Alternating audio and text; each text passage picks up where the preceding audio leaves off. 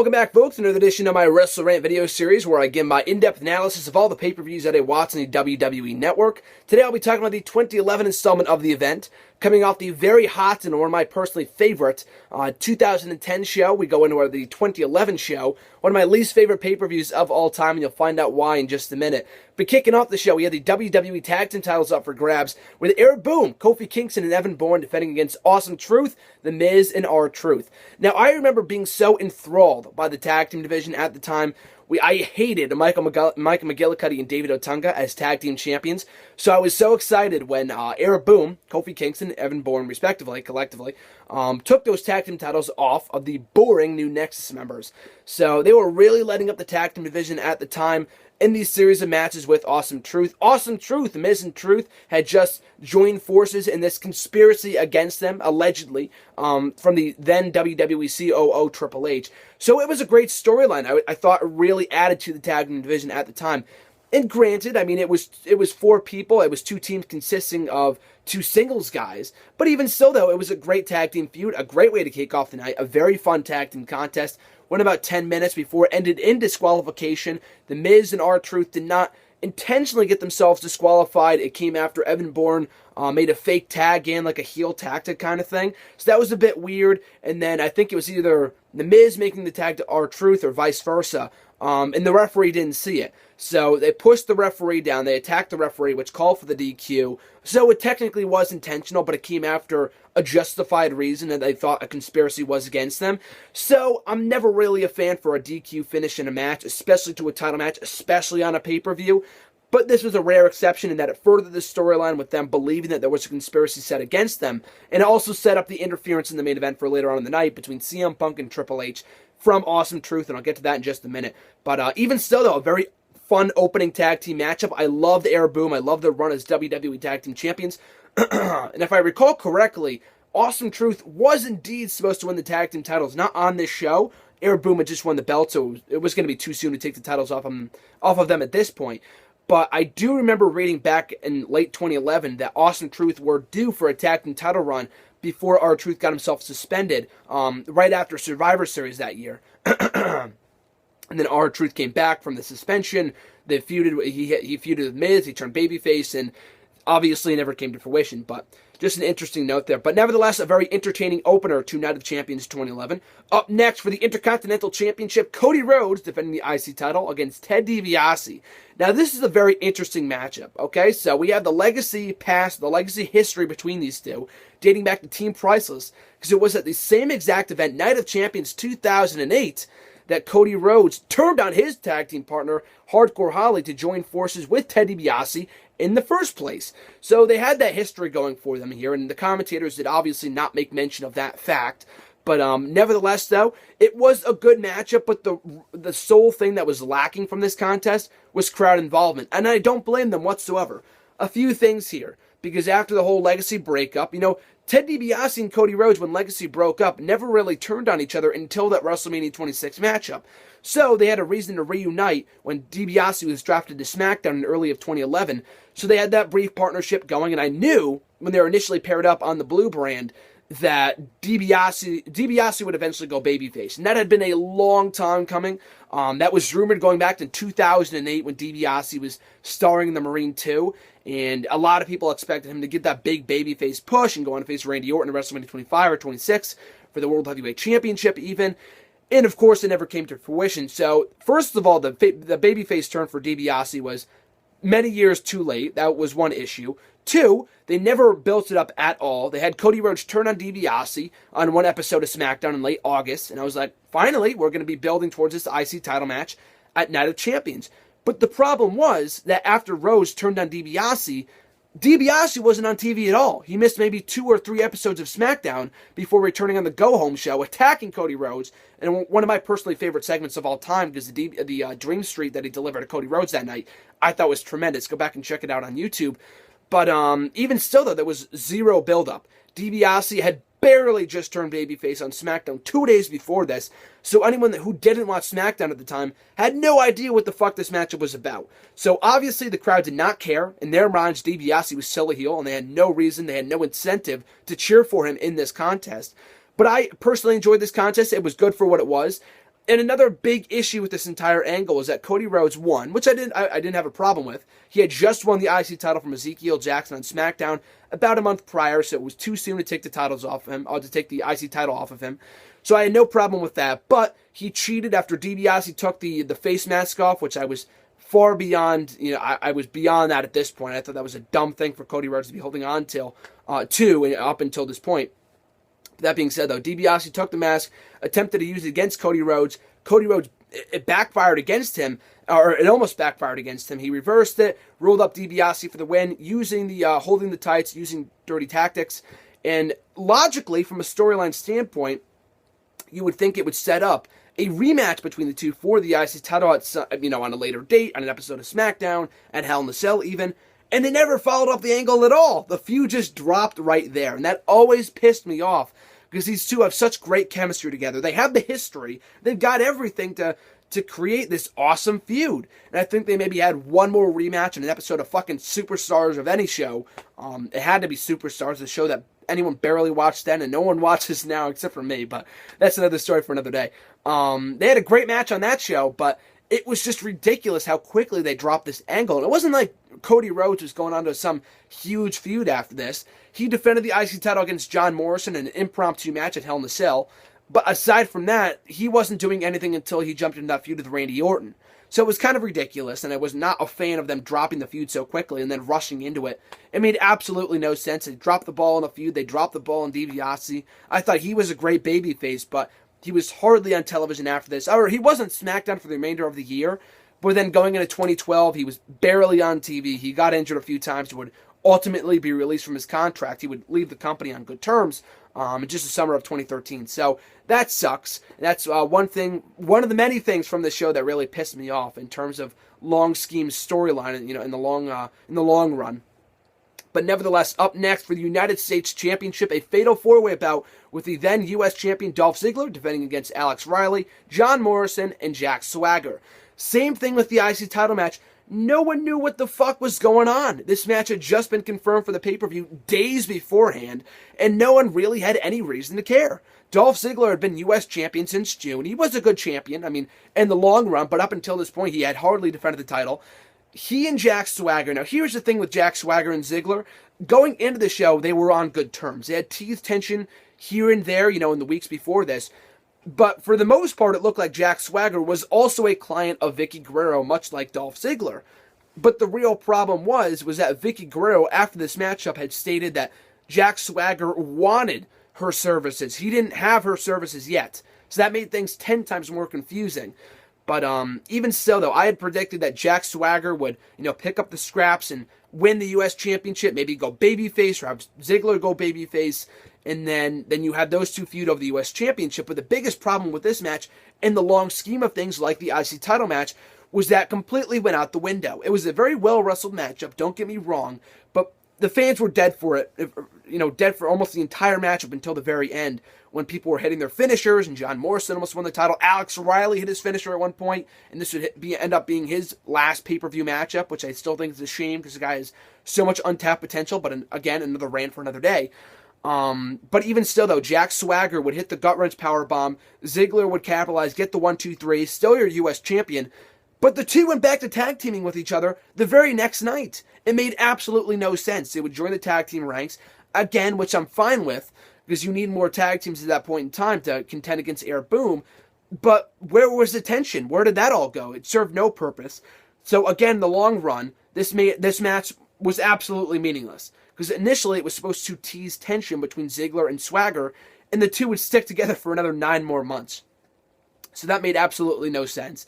Again, a well-wrestled matchup, but in terms of storyline, it lacked it. No one had any reason to care, and the aftermath was completely botched as well.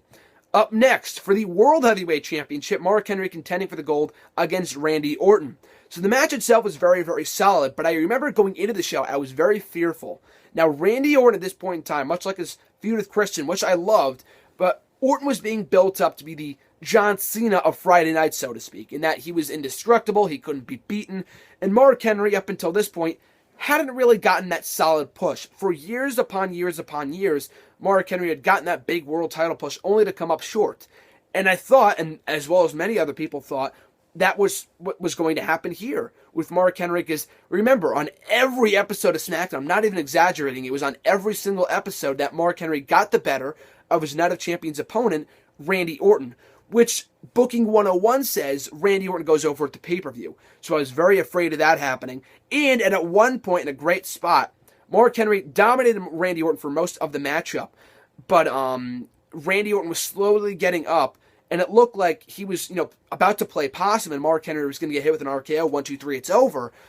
And he would go for the RKO. He would attempt it, but Mark Henry would reverse it, followed up with his second World's Strongest Slam of the matchup, pick up the victory to a big pop, an amazing moment. Mark Henry, your new World Heavyweight Champion. It was very well deserved after that awesome heel run that he had in the months leading up to this. So that was great. And then, like I said before, the crowd went crazy, but afterwards he took the mic from Josh Matthews, who said, what does it feel like to be finally the World Heavyweight Champion? But he says, you didn't believe in me. None of you believed in me. I'm not sharing this moment with none of you. I'm going to induct each and every one of you into the Hall of Pain. It was tremendous. That's how you fucking get heat in 2011, or, when this pay-per-view was. That's how you fucking get heat this day and age. You don't, play along with the fans and act like, this is our moment. No, he was the heel, much like CM Punk did, and which one of the things I praised him for doing as a heel was that he longed for heat. He longed for that heat. He knew his role, no pun intended to The Rock, but he knew his role, and he accomplished that. He acted like the heel he should have been in turning the crowd against him, even though they were so happy to see him become World Heavyweight Champion. So, a solid matchup, a great moment, a great promo, and it would set up that dominant 3-month run as World Heavyweight Champion for Mark Henry. So, a very solid match there, and I also forgot to mention this before. There was a brief segment on the show with Christian and Sheamus. Now, Christian came out to the ring clamoring for one more match for the World Heavyweight Championship, saying that he deserved it, despite, coming up short against Randy Orton.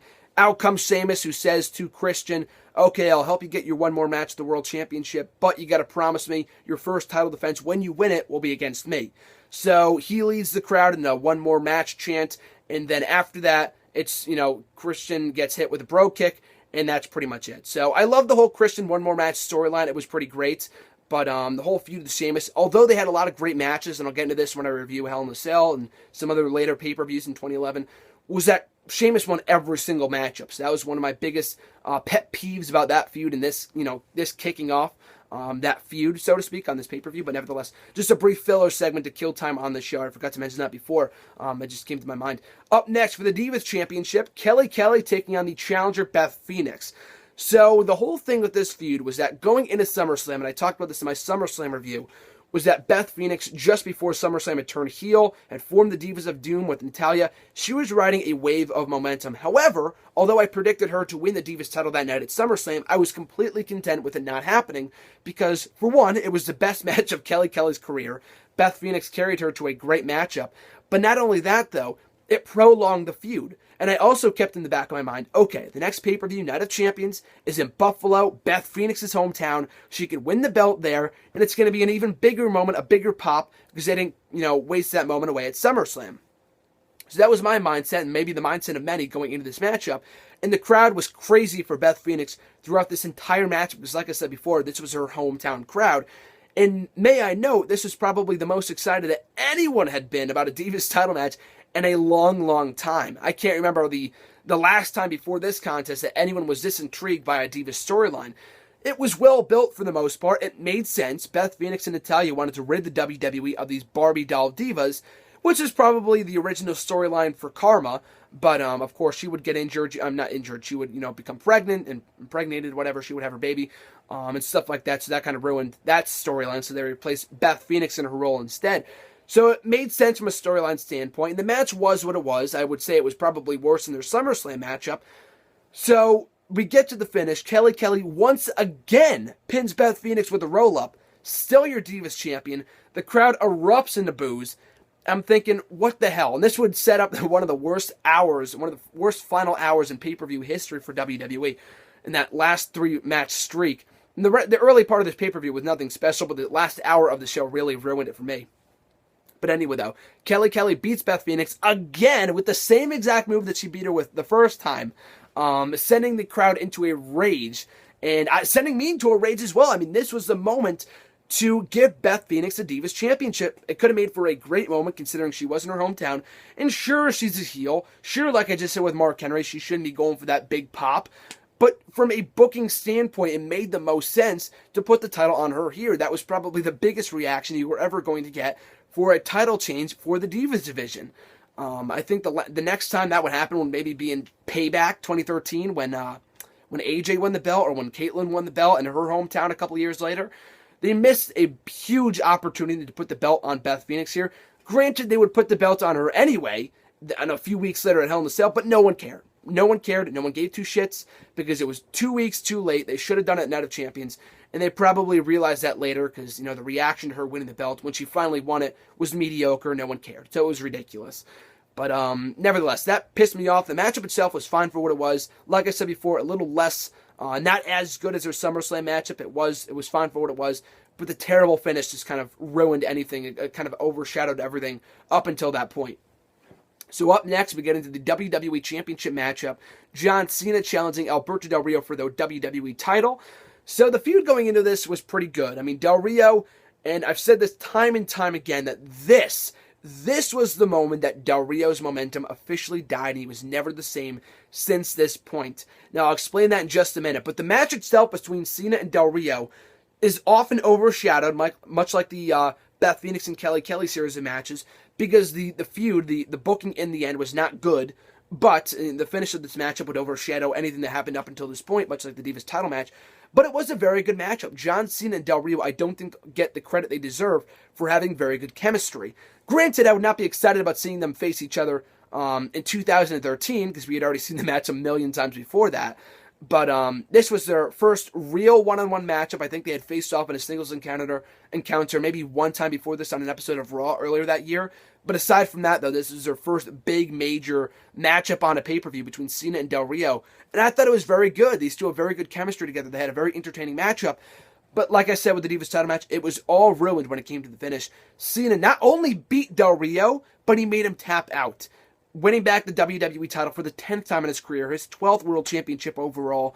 And I'm not going to go on a Cena hate, rant here, but it was absolutely ridiculous to give him back the belt so soon in Del Rio's title run. He had not defended, he did defend the title once against Rey Mysterio, but aside from that, he never really got his fair shake as WWE Champion. And I've said this time and time again, like I said before, and that this really ruined Del Rio's momentum. Some people may credit WrestleMania 27 when he lost to Edge or Extreme Rules, but I still thought he was a money heel after that, going up into his WWE title win, which I marked out for when he cashed in and won when he won the WWE title from the Money in the Bank briefcase at SummerSlam 2011. I said that in my review of that show. But this moment really ruined anything that Del Rio had accomplished up to this point. Because like I said, the matchup was great. It was very, very good. But it was way too soon to take the title off of Del Rio. I think there were rumors going around at the time that they had done that because they had feared the ratings were going to drop going to football season. But the most asinine part of it all was the fact they would give the belt back to Del Rio 2 weeks later. Like, what even the fuck was the point of that? It was so pointless. And it, like I said before, ruined Del Rio from this point forward. I think, he would win back that title, like I said before, 2 weeks later. But it was not the same. It was not at all the same with Del Rio as WWE Champion. It was ridiculous. So he would never really get that same heat back. I mean, he would turn babyface, he would turn heel, he would win the World Championship a couple more times, win the WWE title once more. But like I said, it was never the same for Del Rio after this point. I always credit this bad booking decision as being the downfall, the beginning of the end for Alberto Del Rio, which really sucks because up until this point, for the last year that he was in the WWE, was great. He was an awesome heel, but I will just never understand the logic in putting the belt right back on Cena right after he lost it at SummerSlam. It made absolutely no sense to me, and has yet to make any sense all these years later. And it's funny, too, because I was texting my buddy John at HeelByDesign on the Twitter. We were texting during the show, and he had a friend that worked with WWE at the time who knew some of the inside finishes, and he texted me during the match saying that Cena was going to win the belt, and I said, no fucking way, that's not happening. And he ended up winning the belt, and I'm like, I will never doubt you again. But I was still pissed though. But nevertheless, we get to the main event between Triple H and CM Punk. It was a no disqualification match, whereas if CM Punk was to win, Triple H would be fired as WWE COO. So the feud going into the show, I thought was great. Much like with the Money in the Bank and SummerSlam matches involving Punk, he was cutting edge, awesome promos, going into this event. It wasn't until after this that he really had died down his momentum, and people said he got stale. I personally don't think he did, but I can definitely see where people are coming from. But even still, though, he and Triple H were lighting it up on Raw, lighting it up on SmackDown, having awesome promos. Those pipe bombs, as people like to call them, myself included. But we get to the show. These two have never really had a one-on-one matchup, like I said before, seen in Del Rio. They had maybe one match on SmackDown in early 2010 that didn't go all that long anyway. But this, like I said, was their first real true one-on-one encounter between Triple H and CM Punk. And for what it was a well-wrestled matchup. I've talked to people in recent weeks, when reminiscing on the show, when I was tweeting about it live and stuff. Now, there were people that said they enjoyed this matchup, they enjoyed that show, and there's nothing wrong with that. If you like this show more than I did, more power to you, because I certainly didn't. But I'll never understand. I personally did not like this matchup for a variety of reasons. One, the first portion of this matchup was just brawling. And like I said with Kane and Undertaker, I enjoyed that matchup because those two weren't capable of much more in their careers at that point in time than just brawling. With Triple H and CM Punk, these are two guys that are at their prime in 2011, but they're brawling. And I get that from a storyline standpoint. They really just wanted to beat the living crap out of each other, and it was a disqualification match. It was a no disqualification match after all. But I would have liked a bit more wrestling. It was just like punching and shoving into the barricade. It wasn't really anything entertaining. It really didn't pick up until CM Punk had hit that awesome top rope elbow through the commentating table to Triple H at ringside. That was a great spot. And they would hit finishers on each other throughout the matchup. The other would kick out. So the matchup wasn't terrible. I know I put out my top 10 worst CM Punk matches of all time. I just personally did not enjoy that. Maybe that's just, personal opinion. But I just did not like this matchup. Like I said before, it was not terrible. It had its moments. It had those, special times where it was very, very good. But in the end, it was all watered down by the immense amount of interference from The Miz, from R-Truth, from Kevin Nash, from frickin' John Laurinaitis. It was absolutely ridiculous. And I made this comparison. I remember tweeting this out when I was watching this pay-per-view for the very first time 3 years ago. And I remember, even looking back since, I still see people to this day calling it what I called it at that time, being an overbooked TNA main event. It was exactly what you would see on in the main event of a TNA pay-per-view, to the point where even I was clamoring, we're asking that, is Vince Russo back in WWE? Like, this is ridiculous. They were coming off one of their two best pay-per-views in recent history with Money in the Bank and SummerSlam, and they give you this crap. Like I said, the matchup was not terrible. It had its moments. But in the end, the interference not only was too much, but it made absolutely no sense. Kevin Nash, you knew was going after Triple H, but at the same time, he was also going after CM Punk. So in the end, really, what was he accomplishing? If he was going to beat up both guys, and he didn't really have a clear favorite to win, then what was the point? With Awesome Truth was even more confusing, because they had made it very, very clear earlier on in the night in a backstage segment that they did not want Triple H to be the WWE COO. So they helped CM Punk, they helped him try to win at some point, and Triple H had kicked out. But then later on in the matchup, when CM Punk's trying to beat Triple H, hit the GTS, pins him, Awesome Truth pulls him pulls CM Punk right out of the ring, not wanting him to win. Like, it made absolutely no sense. So if you're not gonna, coming down and beating both guys up is one thing. But if you're not gonna, if you're gonna stay down there and continue to wreak havoc for no apparent reason, then what's the point? If you don't have a clear favorite to win, it just made absolutely no sense to me.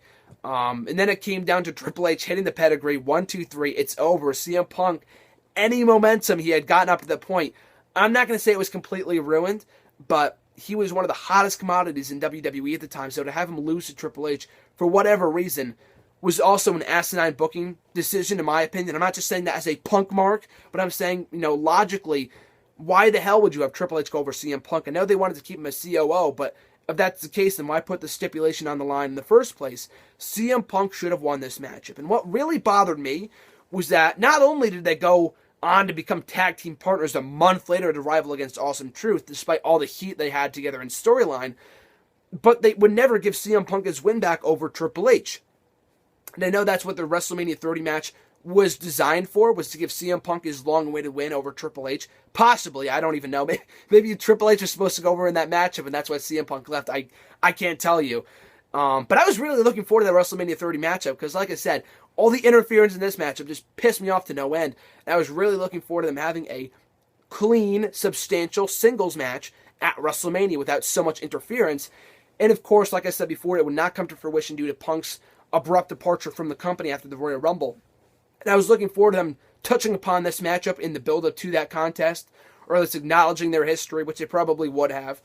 But even still, though, I'm still disappointed to this day. We never really got a rematch, because this matchup didn't really allow both guys to have the kind of matchup they were capable of having, because it got absolutely ruined by all the interference from Laurinaitis, Nash, Awesome Truth. It was ridiculous. So we go off the pay-per-view with Triple H going over CM Punk. And that's going to do it for Night of Champions 2011. I mean, overall, I would not at all suggest you go out of your way to watch this show. Just a quick rundown here. Entertaining opener. If anything, I would go out of your way to watch that. The two mid-card title matches, like I said before, they were in the same boat in that they were well wrestled, but the people in attendance had no incentive to care. And I mean, the crowd on the show was not good, but I would not blame it all on them because a lot of the booking decisions, a lot of the storylines going into the show were not great. So I don't blame it all on them. Partially, they were not a hot crowd until the Divas title match, coincidentally enough. But I would not blame it entirely on them. But even still, though, they were not at all awake until the final few minutes of the respective mid-card title matches. The world title match is the only real match I can strongly suggest you go out of your way to watch from this show. Maybe the tag team title match, but this match was very good. It was very solid. The moments, like I said before, with Henry finally winning his first ever World Heavyweight Championship and the promo he cut afterwards were both terrific. So go out of your way to watch both the moment and the matchup from the show, from the World Heavyweight Championship contest. Divas title match, no. WWE title match, an entertaining match, but the finish was crap. And same thing with the main event as well. So, like I said before, if that didn't really give you my perspective on why this is one of my least favorite Night of Champions pay-per-views of all time, and if not one of my least favorite pay-per-views of all time, then I don't know what will. But like I said before, don't waste your time with the show. There are far better Night of Champions shows. The 2012 one comes to mind, which I'll be reviewing in a couple more days right here on the channel, so stay tuned for that. And the 2010 one, that was going to be hard to beat because I thought that was a great show, if not the best Night of Champions show to date. We'll have to see in just a couple of weeks when Night of Champions 2014 comes our way. But with that being said, though, thanks for watching, folks. Always appreciate it. Make sure to like, comment, and subscribe, like I said before. I'll be back in a couple more days with my review of the 2012 installment of Night of Champions. So, until then, I'm Graham Juice Matthews, and have a good one.